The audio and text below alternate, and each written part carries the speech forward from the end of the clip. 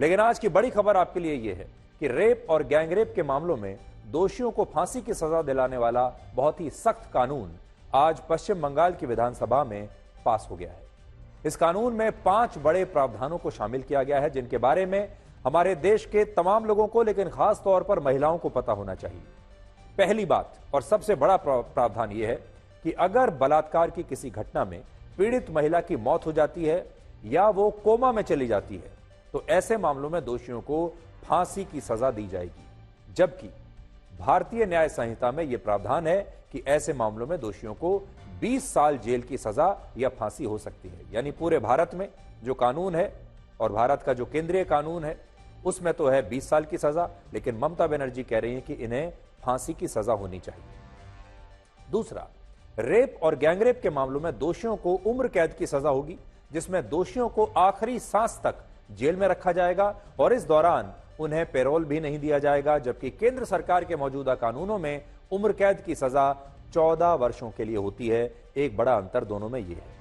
तीसरा, बलात्कार के मामलों में जांच पूरी करने के लिए पुलिस को 21 दिन मिलेंगे और अगर किसी कारणवश 21 दिनों में जांच पूरी नहीं हुई तो पुलिस को इसके लिए अधिकतम 15 दिन और दिए जाएंगे और कुल मिलाकर 36 दिनों के अंदर अंदर पुलिस को यह अपनी जांच किसी भी कीमत पर पूरी करनी ही होगी। यह इंडियन एयरलाइंस की वही फ्लाइट नंबर है जिसे 24 दिसंबर 1999 को पाकिस्तान के आतंकवादी संगठन हरकत-उल मुजाहिदीन ने हाईजैक करके काठमांडू से दिल्ली जा रहे 190 यात्रियों और क्रू मेंबर्स को बंधक बना लिया था और इन बंधकों को छुड़ाने के लिए भारत की वाजपेयी सरकार ने मसूद अजहर समेत 3 कुख्यात और बहुत खतरनाक आतंकवादियों को तब जेल से छोड़कर रिहा कर दिया था।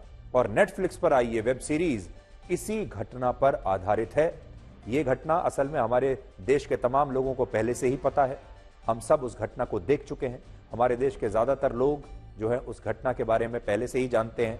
लेकिन आरोप है कि इस वेब सीरीज में आतंकवादियों की पहचान उनके असली नामों से नहीं बल्कि भोला और शंकर जैसे नामों से की गई। यह भी आरोप है कि इस फिल्म में आतंकवादियों को भारत की सरकार और सुरक्षा तंत्र पर हावी होते हुए दिखाया गया और आतंकवादियों के किरदारों को इस तरह से पेश किया गया जिससे दर्शकों में उनके प्रति एक हमदर्दी की भावना पैदा की जा सके और इन किरदारों को काफी ग्लैमराइज करके दिखाया गया है। यानी आतंकवादियों को बहुत ग्लैमराइज करके दिखाया गया है और बताया गया है, इस तरीके से उनके किरदार गढ़े गए हैं ताकि लोगों की सहानुभूति उनके साथ चली जाए, लोगों को लगे कि भाई इतने बुरे लोग भी नहीं थे।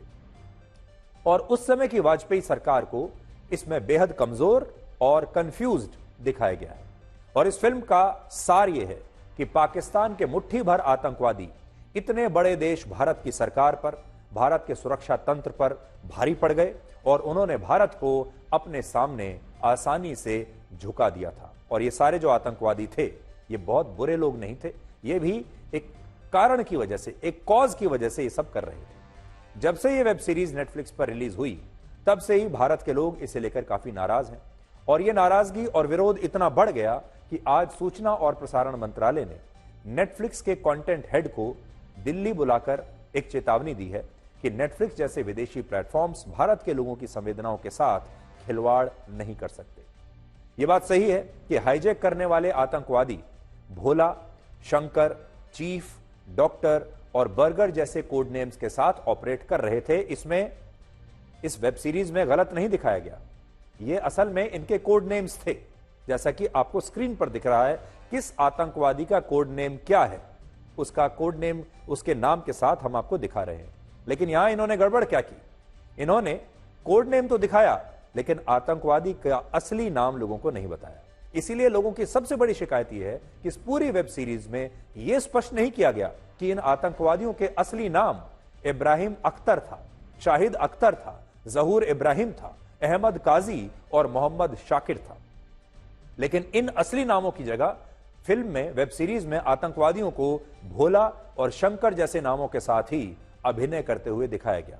और इससे पता चलता है कि क्रिएटिव फ्रीडम के नाम पर इस वेब सीरीज को बनाने वाले निर्देशक ने, इसके राइटर्स ने इस घटना की कहानी को इस तरह से घुमा दिया, उसे ऐसा ट्विस्ट दिया कि दर्शकों को आतंकवादियों से हमदर्दी होने लगे और वो इन आतंकवादियों को आगे भविष्य में भी वर्षों तक भोला और शंकर के नाम से याद रखें।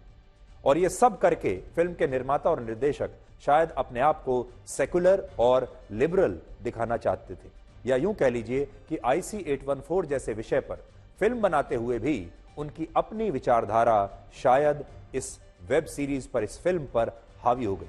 कई बार आपने सुना होगा कि जो राइटर होता है फिल्म का, या जो निर्देशक होता है, जो टीम होती है जो किसी फिल्म को बना रही होती है, उसकी एक अपनी विचारधारा होती है। और खास तौर पर अगर यह विषय कांदार हाईजैक जैसा हो, भारत और पाकिस्तान जैसा विषय हो, जिसमें कश्मीर भी शामिल है, जिसमें आतंकवादी भी शामिल है, जिसमें धर्म का एंगल भी है, तो ऐसे में बहुत सारे लोगों की अपनी एक निजी राय होती है।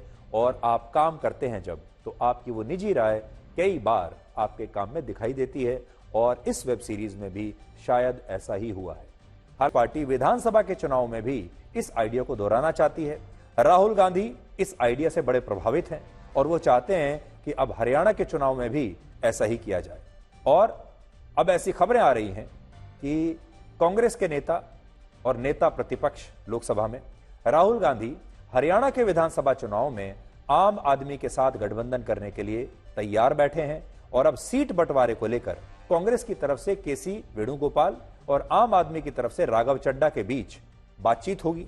और इस मंथन के बाद दोनों नेता अपनी अपनी पार्टियों को आगे की रणनीति के बारे में बताएंगे। अगर यह गठबंधन हो जाता है राहुल गांधी और अरविंद केजरीवाल के बीच, अगर ये केजरीवाल और राहुल गांधी की टीम बन जाती है, तो हरियाणा में बीजेपी का मुकाबला राहुल गांधी और अरविंद केजरीवाल की जोड़ी से होगा। और यह वही जोड़ी है जिसे हरियाणा के लोकसभा चुनाव में बीजेपी से ज्यादा वोट मिले थे। तो देखिए, इस बार लोकसभा के चुनाव में बीजेपी को 46.1% वोट मिले थे, जबकि इंडिया गठबंधन को 47.6% वोट मिले थे हरियाणा में, जिनमें कांग्रेस को अकेले 43.7% वोट मिले और आम आदमी पार्टी को 3.9% वोट मिले थे। तो आज अगर आप देखें लोकसभा चुनाव के हिसाब से आम आदमी पार्टी का जो वोट शेयर है वो लगभग 4% है। लेकिन ये 4% वोट शेयर इसलिए आपको ज्यादा दिखाई दे रहा है क्योंकि तब सीटों के बंटवारे में आम आदमी पार्टी को एक सीट मिली थी, उसने एक सीट अपने टिकट पर लड़ी और उस सीट पर कांग्रेस के सारे वोट भी आम आदमी पार्टी के उम्मीदवार को मिले होंगे। उस कारण से आपको यह वोट शेयर इतना बड़ा हुआ दिख रहा है। इसके अलावा सीटों के मामले में भी इंडिया गठबंधन बीजेपी से आगे रहा था। बीजेपी को 44 विधानसभा सीटों पर हरियाणा में बढ़त मिली थी और इंडिया गठबंधन को 46 सीटों पर बढ़त मिली थी, जिनमें कांग्रेस 42 और आम आदमी पार्टी 4 विधानसभा सीटों पर आगे थी। इससे यह पता चलता है कि यह गठबंधन आम आदमी पार्टी और कांग्रेस दोनों के लिए जरूरी है। इस गठबंधन से केजरीवाल को भी फायदा होगा और राहुल गांधी को भी फायदा होगा। गोवा और गुजरात के विधानसभा चुनाव में जब कांग्रेस और आम आदमी पार्टी ने बीजेपी के खिलाफ अलग अलग चुनाव लड़ा, तब इससे बीजेपी के खिलाफ पड़ने वाले वोट बट गए थे और कांग्रेस हरियाणा में वोटों के इसी विभाजन को अब रोकना चाहती है। इससे दूसरे शब्दों में कहें कि जो लीकेज होगा इस समय, जो बीजेपी के खिलाफ जो वोट जाएगा उसमें कोई लीकेज नहीं होना चाहिए, ऐसा कांग्रेस का कहना है। और अगर वो लीकेज थोड़ा भी है, 1, 2, 3% वोटों का भी लीकेज है, तो कांग्रेस उसे रोकना चाहती है, इसलिए आम आदमी पार्टी को अपनी टीम में लाना चाहती है।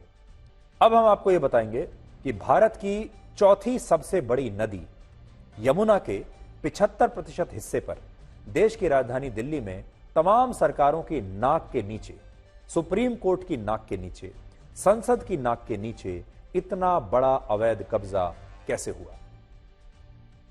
दिल्ली डेवलपमेंट अथॉरिटी यानी डीडीए के एक नए सर्वे के मुताबिक दिल्ली में यमुना नदी के बाढ़ क्षेत्र का 75% हिस्सा ऐसा है जिस पर अतिक्रमण हो चुका है और अब इस इलाके पर लोगों ने बड़ी बड़ी इमारतों का निर्माण कर लिया है। यानी ये इलाका हाथ से निकल गया सरकार के। इस क्षेत्र को यमुना नदी का ओजोन एरिया भी कहते हैं, जहां किसी भी तरह के निर्माण कार्य पर बहुत सख्त प्रतिबंध है। यानी ये वो इलाका है जहां आप एक ईंट भी नहीं रख सकते, एक ईंट नहीं रख सकते, लेकिन वहां पर कई कई मंजिला मकान बन गए हैं, बिल्डिंग्स बन गई हैं। इस नए सर्वे में पता चला है कि दिल्ली में यमुना नदी का जो 9,700 हेक्टेयर का बाढ़ क्षेत्र है, उसमें 7,362 हेक्टेयर बाढ़ क्षेत्र पर अवैध कब्जा हो चुका है और यहां 5 से 7 मंजिला बिल्डिंग्स का निर्माण कर लिया गया है। इनमें से ज्यादातर बिल्डिंग्स में लोग किराए पर रह रहे हैं। इससे यह पता चलता है कि इस अतिक्रमण के पीछे आम लोग नहीं, बल्कि इसके पीछे पूरा की पूरा एक माफिया है, एक गठबंधन है, क्योंकि सरकारी अधिकारी भी इसमें मिले हुए हैं, पुलिस मिली हुई है और माफिया मिला हुआ है। वरना ये सारे मकान कैसे बच जाएंगे, आप खुद ही सोचिए। और ये माफिया है जो लगातार यमुना नदी के बाढ़ क्षेत्र को निगलता जा रहा है, यहां जमीनें एनक्रोच करके, अतिक्रमण करके बेच रहा है, किराए पर बिल्डिंग्स को दे रहा है, और इस माफिया को रोकने वाला कोई नहीं। और आज भी हम आपको जिस सर्वे के बारे में बता रहे हैं, वो सर्वे हमारी सरकारों ने नहीं कराया। ये सर्वे दिल्ली हाईकोर्ट के निर्देश पर हुआ, और आज अगर हाईकोर्ट ना होता, वो ये निर्देश ना देता, तो आपको पता ही नहीं चलता कि दिल्ली में सड़कों और फुटपाथ के साथ साथ यमुना नदी के बाढ़ क्षेत्र पर कितना बड़ा अवैध कब्जा हो चुका है। हमारे यहां सड़कों पर कब्जा हो जाता है, फुटपाथ पर हो जाता है, पार्क पर हो जाता है, सरकारी जमीनों पर कब्जा हो जाता है। और यह अवैध कब्जा ऐसे समय में भी जारी है जब हाई कोर्ट ने यमुना नदी के चारों तरफ बाड़ लगाकर इसके संवेदनशील क्षेत्र को सुरक्षित रखने के निर्देश दिए हैं। ये तस्वीरें दिल्ली के जाकिर नगर इलाके की हैं, जहां अब भी यमुना नदी के बाढ़ क्षेत्र में एक नई इमारत का निर्माण हो रहा है, और यह बिल्डिंग 6 से 7 मंजिल की बिल्डिंग होगी, जिसमें लोग किराए पर रहेंगे। और यहां बात सिर्फ इस एक बिल्डिंग की नहीं है। देखिए आप, इस इलाके में यमुना नदी के जितने भी क्षेत्र पर बड़ी बड़ी बिल्डिंग्स का निर्माण हुआ है, उन सभी बिल्डिंग्स में 30 से 50 कमरे हैं जहां लोग किराए पर रहते हैं, और इन बिल्डिंग से हर महीने लाखों रुपए का किराया आता है, जबकि ये बिल्डिंग्स पूरी तरह से अवैध हैं। और यमुना नदी के नक्शे में इस जगह पर नदी का बाढ़ क्षेत्र बना हुआ है। नक्शे में सरकारी अधिकारी से पूछेंगे तो कहेगा कि ये तो यमुना नदी है, ये तो नदी का बाढ़ क्षेत्र है, यहां पर कंस्ट्रक्शन हो ही नहीं सकता। ये अगर आप कागजों में नक्शे पर देखेंगे तो यही मिलेगा, लेकिन जब जाकर देखेंगे, जो कि हमारी टीम ने जब गई हम, तो देखिए उस यमुना नदी पर कैसे बड़ी बड़ी बिल्डिंग्स बन चुकी। इसके अलावा ये इमारतें इतनी बड़ी हैं, विशाल हैं, कि इन्हें दिल्ली से नोएडा को जोड़ने वाले डीएनडी एक्सप्रेसवे से बहुत आसानी से देखा जा सकता है, जबकि बहुत सारी तो ऐसी हैं कि जो कुछ वर्षों में डीएनडी तक, इस सड़क तक ही पहुंच जाएंगी। लेकिन सोचने वाली बात यह है कि जो अतिक्रमण हमें और आपको इस सड़क से दिख रहा है, वो यहां से गुजरने वाले सरकारी अधिकारियों को नहीं दिखता, मंत्रियों को नहीं दिखता, जजों को नहीं दिखता, बड़े बड़े लोगों को नहीं दिखाई देता। दिल्ली से यमुना नदी की कुल लंबाई का केवल 2% हिस्सा गुजरता है, 2%। लेकिन इस 2% हिस्से में 2000 से ज्यादा स्थानों पर अवैध कब्जा और अतिक्रमण हो चुका है। जो दिल्ली के लोग हैं वो इन जगहों के नाम जानते होंगे: कालिंदी कुंज, ओखला, मयूर विहार, गीता कॉलोनी, कश्मीरी गेट और वजीराबाद समेत कई इलाकों में यमुना नदी के ओजोन एरिया को नक्शे से गायब किया जा चुका है। और सरकार ने यमुना नदी के बाढ़ क्षेत्र में जो 10 बायोडाइवर्सिटी पार्क्स बनाए थे, उनमें से भी 6 पार्क्स पर अवैध कब्जा है, जबकि हाईकोर्ट ने पिछले महीने ही इन पार्क्स को इस अतिक्रमण से आजादी दिलाने के निर्देश दिए थे। लेकिन अतिक्रमण वाले माफिया इतने शक्तिशाली हैं कि यमुना नदी के जिस 7362 हेक्टेयर के बाढ़ क्षेत्र पर अवैध कब्जा है, उसमें से सरकार अभी तक सिर्फ 700 हेक्टेयर के बाढ़ क्षेत्र को ही आजाद करा पाई है, और बाकी के बाढ़ क्षेत्र पर अब भी लोग अवैध कब्जा करके बैठे हुए हैं।